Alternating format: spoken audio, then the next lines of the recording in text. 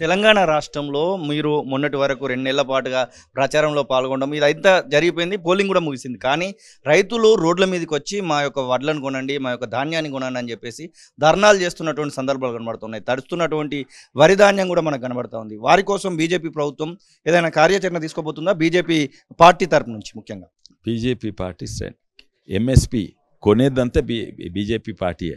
ప్రతి ధాన్యం బీజేపీకి ఉంటుంది.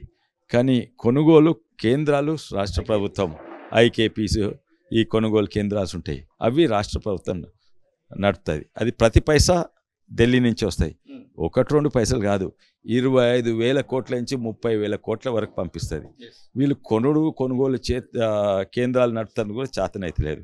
అదే కాక ఇప్పుడు వాన పడుతుంది. ఇప్పుడు అకాల వర్షాలు ఏమైనా అది ఒడ్లు ఎండేస్తేందుకు ఎన్నో వేలాది కోట్లు పంపించింది. దాన్ని కాళేశ్వరంకో దేనికో డైవర్ట్ చేసిండ్రు. లేవు ఇప్పుడు రోడ్ల మీద పోయి ఎండేస్తున్నారు. మీరు అక్కడ కరీంనగర్ ఎక్కడ దిగిన రోడ్ల మీద పోయి ఎండేస్తున్నారు. తడిస్తే నాశనం అయిపోతున్నాయి. ఇవన్నీ బాధ్యత ఎవరు?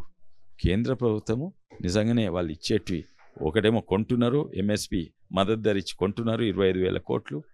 ఇంకోటేమో ఇట్లా ఎండేస్తేందుకు ఈ సదుపాయాలకు వీటన్నిటి కొరకు ఇస్తున్నారు. వాటిని డైవర్ట్ చేస్తున్నారు. చాలా బాధాకరం ఉండేది. మళ్ళీ అంటారు కేంద్రం ఏం చేస్తలేదు. చేసేటివన్నీ కేంద్రమే, నాశనం చేసేటివన్నీ మీరే. ఆగస్టు 15వ తారీఖు డెడ్ లైన్ పెట్టుకుంటున్నారు. 2 లక్షల రుణమాఫీ ఖచ్చితంగా చేస్తామని చెప్పేటువంటి మాట కూడా వినబడతా ఉంది. నిజంగానే దానికి అవకాశం ఉందా? ఇక్కడ ఉన్నటువంటి ఆర్థిక పరిస్థితిని బట్టి చూస్తే మీరు చాలా రకాలైనటువంటి అవగాహన కలిగినటువంటి ఒక ఎక్స్ఎంపీగా కొంచెం ఆర్థికం మీద మీకు అవగాహన కలిగినటువంటి వ్యక్తిగా నిజంగానే అట్లా దానికి అవకాశం ఉందా? తెలంగాణ రాష్ట్ర ఆర్థిక పరిస్థితిని బట్టి చూస్తే 2 లక్షల రుణమాఫీకి అవకాశం ఉందా? అసాధ్యము.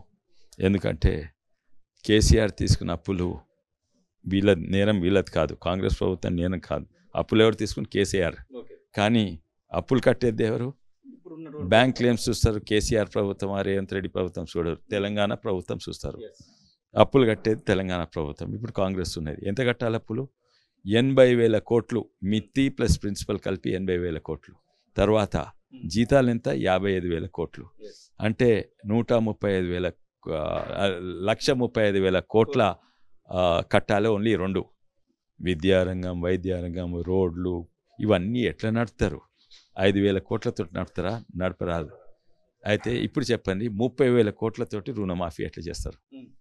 ఇక దీనికి మాయం నేర్చుకోవాలి, కానీ మంత్రాలు మాయాలు నేర్చుకోవాలి. కానీ ఆర్థిక శాస్త్రం తెలిసిన వాళ్ళు ఎవరు కూడా ఇచ్చారు. ప్రజలను మబ్బు పెట్టేందుకు, దోకాయిస్తేందుకు, మోసం చేస్తేందుకు. కానీ దీంట్లో కూడా నేను కాంగ్రెస్ రాష్ట్ర ప్రభుత్వం తప్పు పట్టను. ఎవరిని వాడతా అంటే, ఎందుకంటే వాళ్ళ నెత్తి మీద ఎవరు పెట్టిండ్రు? 2 లక్షల రుణమాఫీ. ఇది కాదు, ఢిల్లీ నుంచి పెట్టిండ్రు. ఆ ఢిల్లీ ఎవరు పెట్టిండ్రు? తెలంగాణ ఆర్థిక పరిస్థితి తెలుసుకొని పెట్టలేదు. ఢిల్లీలో వాళ్ళ మేనిఫెస్టో కమిటీ కూడా పెట్టలేదు. నాకు తెలిసినంత వరకు ఈ మేనిఫెస్టోలో 2 లక్షల రుణమాఫీ అని ఎవరు పెట్టిందంటే, వాళ్ళ ఎలక్షన్ స్ట్రాటజిస్ట్ ఒక ఆయన కిరాయికి వస్తాడు. ఆయన పెట్టిన ఎందుకంటే గిచ్చెత్తే గీ ఓట్లు వస్తాయి, రైతుల ఓట్లు వస్తుంది, గిచ్చెత్తే మహిళలకు ఓట్లు వస్తుంది, గిది 4,000 రూపాయలు నిరుద్యోగ వృత్తి అంటే ఈ మేనిఫెస్టో మొత్తం అంత దిగజారిపోయింది కాంగ్రెస్ పార్టీ. ఒకప్పుడు కాంగ్రెస్ పార్టీ ఉంటూ మేనిఫెస్టో కమిటీ, ప్రొఫెసర్లు, రీసెర్చర్స్, ఎకనామిస్ట్ వాళ్ళందరూ పక్కకు పెట్టి ఒక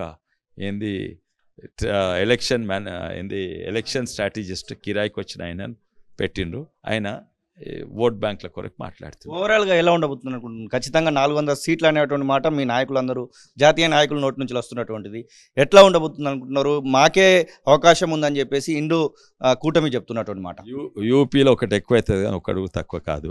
బెంగాల్లో 4-5 ఎక్కువైతాయి. కర్ణాటకలో అంతే ఉంటే ఒకటి ఎక్కువైతుండొచ్చు. అంతటి కూడా ఇక్కడనే. మహారాష్ట్రలో మాకు కూటమి ఉన్నది, రాజస్థాన్లో ఉన్నది, తెలంగాణ 10 దాటుతుంది, 12 అవుతాయి. ఇవన్నీ చూస్తే 400 తప్పనిసరిగా వస్తాయి. అసలైన తొలి వెలుగు.